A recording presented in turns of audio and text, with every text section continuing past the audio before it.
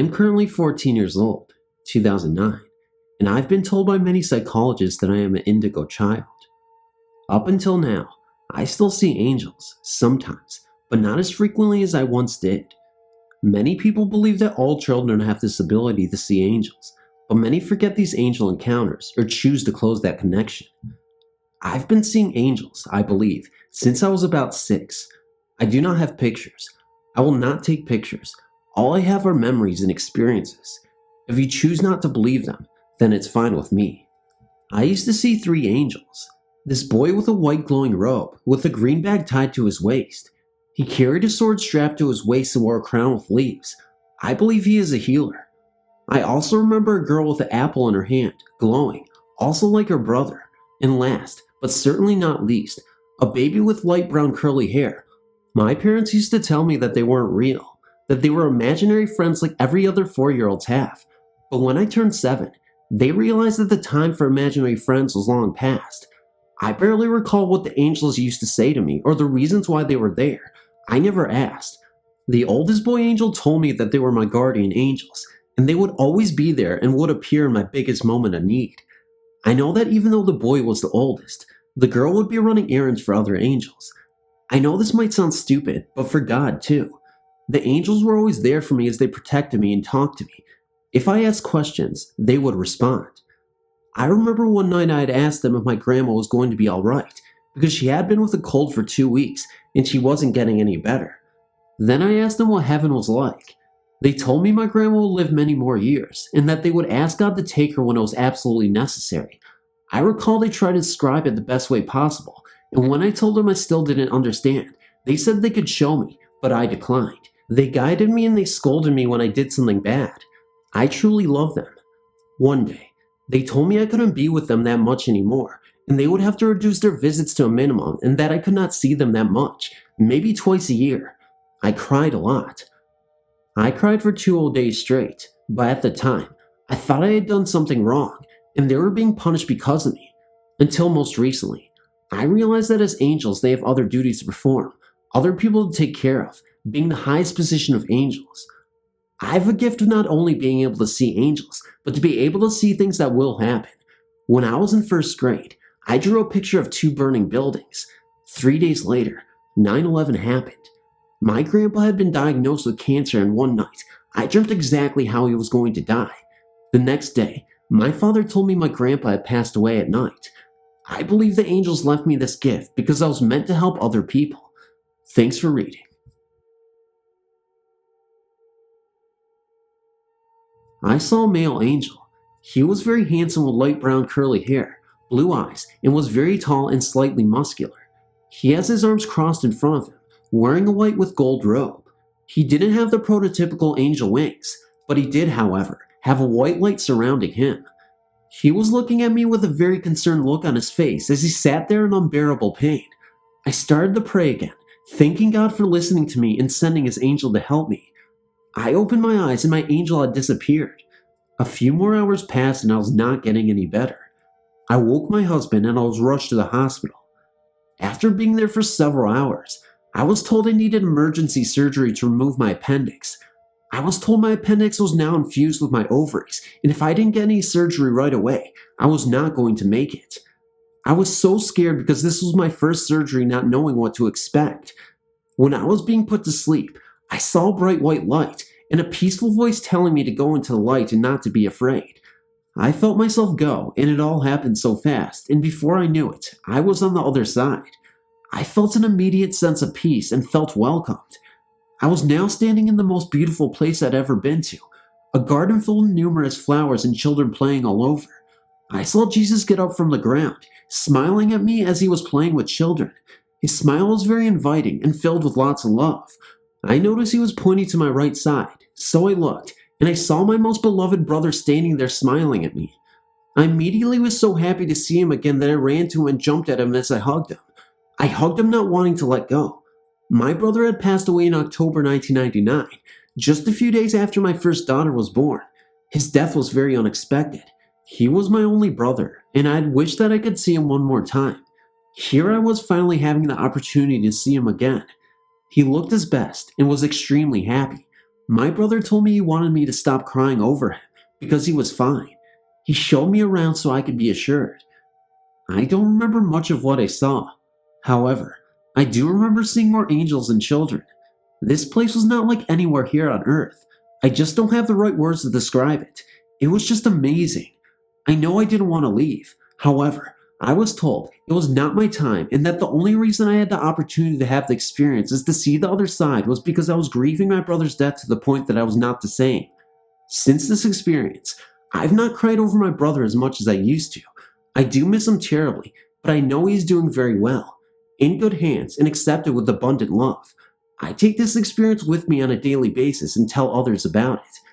I want people to know that there is life after death, definitely a heaven, God and Jesus, that look over and love each other and every one of us and the angels that are real. We are simply never alone. Thanks for reading. Well, I will try and explain this the best I can. I've not told a soul about this but my wife and my mother. It happened when I was around 14 years of age, in Kentucky, around 1990. It was summertime, around 10 in the evening. I went upstairs to go to bed. The room had 2 big windows and a real bright street lamp right outside, so I pulled the vinyl blinds down and then drew the drawstring to close the cloth curtains. It was so dark, I stubbed my toe getting in bed. I couldn't see my hand in front of my face. I eventually fell asleep, but have no idea how long it took. I awakened for some reason and quickly realized the entire room was lit up. I raised my head up and lo and behold, at the bottom of the edge of my right side of the bed, I saw a person standing there. He was glowing. Yes, glowing a yellowish gold. I've never been religious, so what I saw confuses me to no end. I wanted to scream but couldn't, as I was so freaked out. I looked down and saw the person had sandals on. They were glowing so brightly. It was hard to even tell how many toes he had. It was so bright, it almost blurred them together, and the robe was glowing very bright, starting maybe 4 inches above the ankle. I was eyeballing him to no end, all the way to his head. I saw a face so bright, I could not tell whether his skin color was white or black. I had no idea what race he was. He had a thing on his head that looked to be a wire, or maybe thorns. Yeah, I know it sounds a little like Jesus, right? All of a sudden, he reached his arm up in slow motion and pointed his index finger at me and said my name. Then he said, "I am going to get you." The voice echoed in my head like a megaphone does. I thought it was a gunner. I said, "No, not today," and jumped out of bed, waking up my mother and brother downstairs. The next morning, I told them this exact same story I am telling all of you. They said that I was speaking gibberish that night. I said, "What are you talking about?" They said I spoke flat gibberish, sort of mumbling. So I have no idea if it was an angel or not, but it scared me to death because it said I'm going to get you. Thanks for reading. As an older man of 52, I moved with my family to Colorado in the autumn of 1998. I was immediately hired at a furniture rental store and was grateful to find a job so easily. Unfortunately, winter came a little too quickly that year. With my inexperience in dealing with such severely cold weather, I'd only lived in the tropics, coupled with the travails of starting a career all over again. I found it very hard to adjust to a new country, new people, and a new lifestyle that was clearly lower in standing to what I'd been used to. The store manager had me clear the back area of numerous huge cartons and sweep the yard up. It wasn't a difficult task until a storm suddenly blew into a point where I couldn't see 5 feet in front of me. But the place needed to be cleared for a delivery that was due to come. I was frozen cold, wet, frustrated, and feeling sorry for myself to the point that I somewhat bitterly said a short complaining prayer between tears to my guardian angel asking for his help. As I looked up, I saw this strange old man who seemed very much like a homeless hobo appear out of the swirling snow. To this day, I cannot even remember what he really looked like, despite being pretty good at memorizing and remembering faces. I told the man to come in out of the storm where I could get him a cup of coffee. He simply replied, "You shouldn't be doing this. Why don't you go in and let me finish this for you?" Something in his demeanor made me obey him meekly. After about 5 minutes, the manager saw me and asked if I finished the backyard. I muttered a reply and guiltily went back to resume my chore. To my complete surprise, everything was clean out back. More than 75 huge cartons were neatly stacked on the side. The yard was swept of debris, and the mysterious man was nowhere to be found. It was impossible for anyone to accomplish what he did in 5 minutes. The backyard was fenced in and backed up to a mountain covered in snow. Where did he come from? Where did he go? Who was he? I never found out and never saw him again. I'm convinced he was my guardian angel, who came in to reply to my prayer request. This experience happened to me back when I was in my mid-20s, in the mid-70s. At the time, I was working for a finance company. My boss needed me to go downtown to the federal courthouse to file some legal documents. This took place in my hometown of Philadelphia.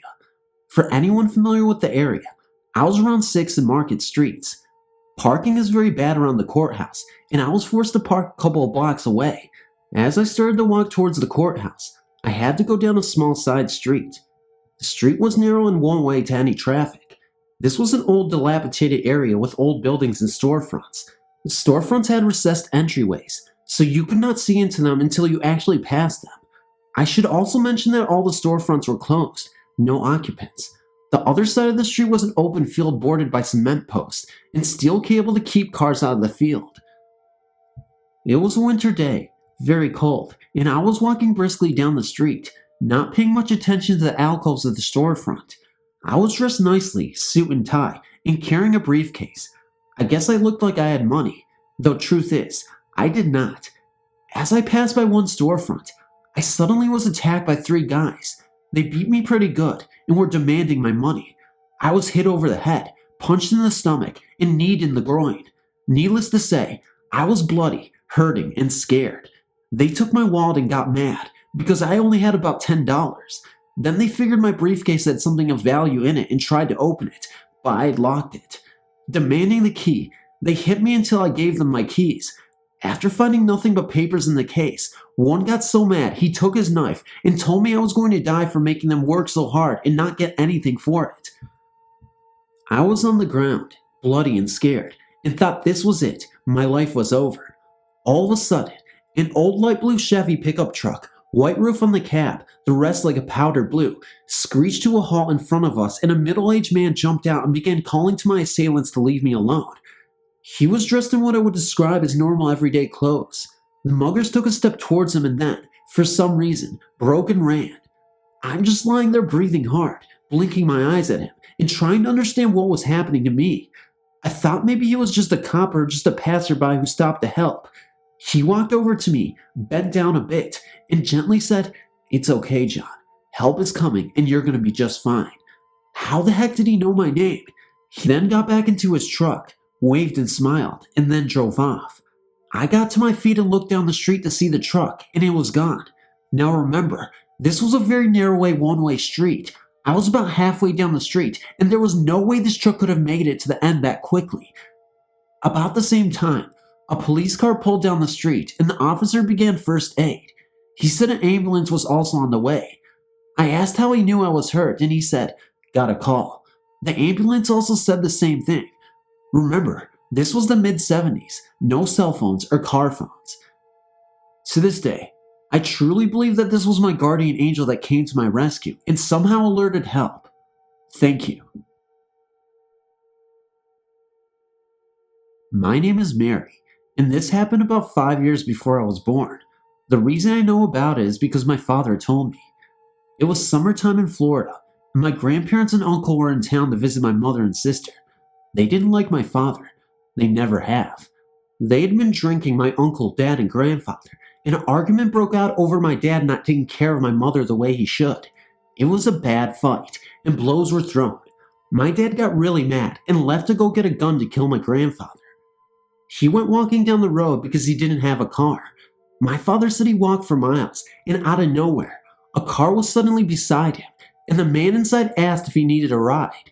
My father said he stopped in the middle of the road and thought to himself, where in the world did this car come from? He hadn't heard a car. Yes, my father replied, and got into the car. The man began to drive. He didn't ask where my father was going, and my father said he didn't tell the man where to go. They just rode. The man talked about the Bible, Jesus, and about the 10 Commandments, and how it was a sin to kill or even to have murder in his heart. My father just listened, thinking all the while that he hadn't told this man that he planned to get a gun and kill my grandfather. Then, The man turned the car around and headed towards the direction of my father's house. He drove all the way to the front door. My father never told this man where he lived.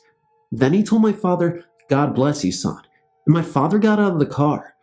My father walked to the door and turned around to thank the man who gave him the ride, and when he did, the man and the car were gone, vanished. It disappeared just as fast as it appeared in the street. My father is convinced that I was an angel, and I am too. Thanks for reading. It happened a long time ago, so my details are not completely accurate. It was also a traumatic experience for me, so I kept quiet about it for many years. It happened at my parents' home in Brampton, Ontario, Canada. They still live in the same house, which is a small townhouse. I was around 7 years old at the time. It was late at night, maybe around 8 p.m., since that was regarded as late for me at that age. I started walking up the stairs with two of my cousins to my left, who were around the same age as me. I think I made it up 1 or 2 stairs before I noticed a woman standing at the top of the stairs. It was shocking because she seemed to appear from thin air. She immediately said, "Stop, go no further," with a very authoritative voice. I can remember many details about her, except her face. She wore a red robe that had a yellow cross as its design. The yellow cross went from top to bottom and left to right. I still wonder if the robe and the cross had any special meaning in the church. She also held a very bright candle in her left hand, the brightest light I've ever seen in my life. All I can remember was that she had black hair, but I can't seem to remember its length or even her facial features. She held up her right hand to motion us to stop, which all of us did. Then she proceeded to say her words, "Obey your father," at which time I started running the other way. I ran down the step or two I was on, down the hallway, into the living room, and hid under a sofa. I can't remember anything afterwards. I believe I must have fallen asleep from fright. I remember these details because I think about this event almost every day of my life. A little background about me is that I am Roman Catholic. It was very shocking to me because I was raised to believe that angels were pleasant, though nothing mean was mentioned. It was the tone of voice spoken with. The lady was very authoritative and was almost yelling at me and my cousins. It took me until my mid-20s to start sleeping with the light off. I'm currently 35, and sometimes when I'm alone, I still leave the light on.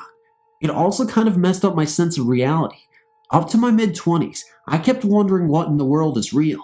In some cases, I was scared that this lady would appear to me again from thin air. The weird thing about the whole experience is that I have not spoken with my cousins about the experience. I've been tempted to, but with my cousin's condition, I've decided not to. One of my cousins, who also witnessed this, still suffers from depression. In her mid-teens, she tried to take her own life by cutting her wrists. I think she is still on medication to this date. The only reason I think she knows she remembers this incident was that she told other relatives on her account, seeing a lady at the top of the stairs in my parents' home, and refuses to go to my parents' home. I only heard about her story a few years ago from my sister, whom heard it from her, or someone that she told. I still question, who was this lady? Was she an angel? Why did she appear to me and my cousins? What was she trying to say? What do the words "obey your father" mean? Did this really happen? The only question I believe I can answer is that it really did happen. What are the chances we came up with the same accounts when we have mentioned it to other relatives? It was actually my sister who put it together, telling me and my cousin said the same story. I would be very willing to take a lie detector test, and I know I would easily pass it with flying colors. In my religion, I was taught that it was a blessing to see an angel. For a large portion of my life, I believed the opposite and wished I'd never seen her. This is the first time I have mentioned the event in detail. I must say, it is very refreshing to share my experience. I believe I will see the cousin I mentioned in the next few months. At that time, I plan on drawing a picture of what I'd seen and show it to her. I'm curious what her reaction will be. I just hope I can't trigger her depression. It will be nice to finally ask her about her account of the event. Thanks for reading.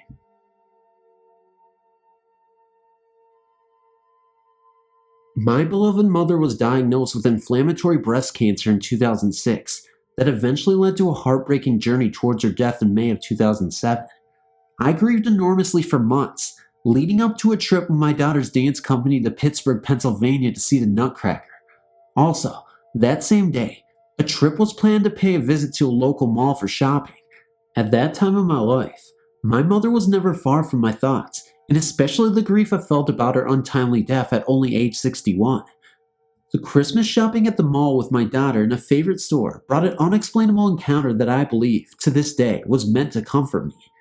A lady approached me in a calming manner and asked if I knew a lady named Karen. At the time, taken a bit off guard, I replied no. The lady said to me, in disbelief, "You look just like her."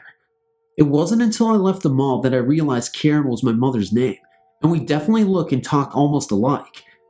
I cannot recall the events leading up to the encounter with the mysterious lady, only that she spoke to me in a passing moment. Somehow, I believe my mother came to me in spirit to let me know she was still with me. I loved her dearly, and still do, and she will be with me all the days of my life. Thanks for reading. My story takes place in Indiana. It was Christmas morning, at about 3 a.m. I was 13 and excited about my presents, so I snuck out and sat on the living room couch. We've all done that once or twice, right?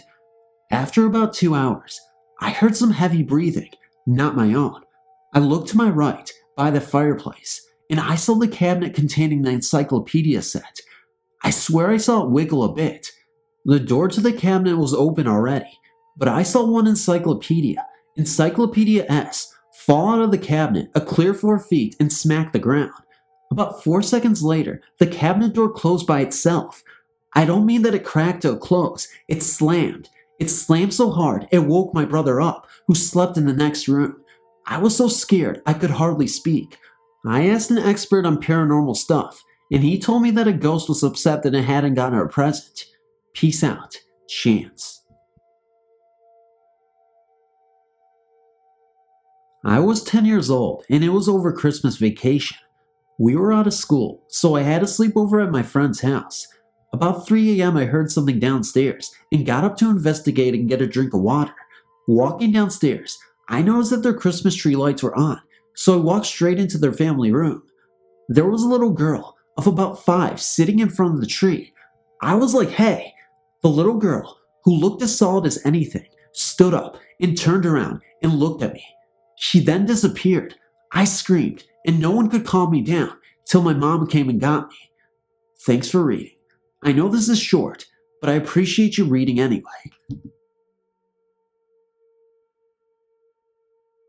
'Twas the night before Christmas, and Phantom was doing narrations. He narrated and narrated till he passed out on the floor, and then he died. That's how he became a phantom. And you decided to subscribe, like, comment, and share this video because you were aware that a guardian angel saved his life so he can do narrations. And maybe I'm your guardian angel and I love you so much, but maybe I'm not and I sound too flirty right now and I'm flirting with nothing but a YouTube channel. What the hell am I talking about? It's the most wonderful time of the year. Christmas, lights, and everything fascinating in the world. So the best birthday present that you can give me, since my birthday is in 2 days, is to share this video with as many people as possible, and I will appreciate it so much. No, but seriously, guys, I said no, but I really want you to do that. Anyway, guys, no, seriously, thank you so much for, listening to another narration. At first, I was like, angels, the beginning, it kind of started off kind of rough, The story was, it was passable, but I read it anyway because I thought it was still interesting. And then, when it came to the other stories about the fight and shit, oh my god, was I impressed. I was like, yeah, I'm gonna read this shit, and I'm not gonna stop until I cry. And I did cry, I laughed, I cried, crapped my pants, and here we are, making 12-year-old jokes that only a 12-year-old would laugh at. Damn, that's pathetic. Anyway, guys. I'm leaving that laughing because I like hearing myself laugh. That sounds really conceited. I don't care. Anyway, guys, seriously though, good night, good morning. Comment below and tell me what you thought of all these stories. I'll see you in the next video. Love you so much. Also, I know this is kind of a weird thing to do, but I dedicate this video to everybody who has lost a loved one this year. I know for some of you, you're dealing with the first Christmas without someone you really love. And I just wanted to say that I'm so sorry for your loss, and things are going to get better eventually. It may not feel like that right now, but believe me, things will get better. You'll recover. It won't be easy, but things will get better. It's impossible for me to say anything that will give you any light, but I feel like at least some comfort in saying these words may help you a little bit. And I don't know, I just figured I needed to say that and get that off my chest because there's so many people who are subscribed to me who are dealing with great loss, and maybe in the past years as well. And I just wanted to say, I'm sorry, but things will get better. And if you ever want to talk to me, you can shoot me a DM on Twitter, or you can shoot me a DM on Instagram. But okay, guys, I'm finally out. So bye. Have a great Christmas, and try so hard to enjoy yourself. Life is difficult, but it always gets better. I promise you that.